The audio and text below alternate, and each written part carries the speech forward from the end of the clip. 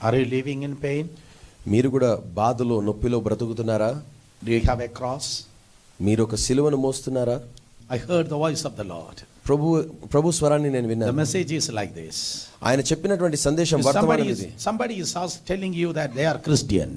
ఎవరైనా వచ్చి వారు క్రైస్తవులని నీతో చెప్పినట్లయితే, Then you have to ask them, where is the cross? అప్పుడు మనం అడగాల్సిన ప్రశ్న ఏంటంటే, మరి నీ సిలువ ఎక్కడా అని అడగాలి. What is your cross?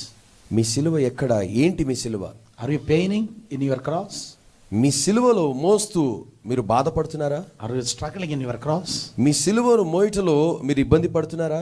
There may be a mentally retarded child in your home. That probably your cross.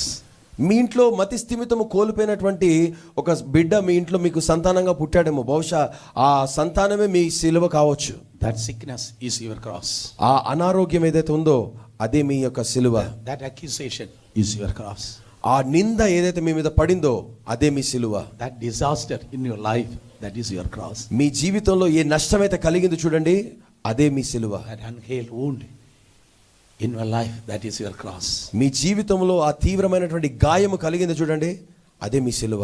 But in Jesus' name, కానీ యేసు నామములో that cross is not going to conquer you, but you are going to conquer the cross.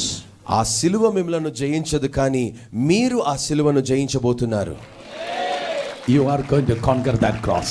ఆ సిలువను మీరే జయించబోతున్నారు.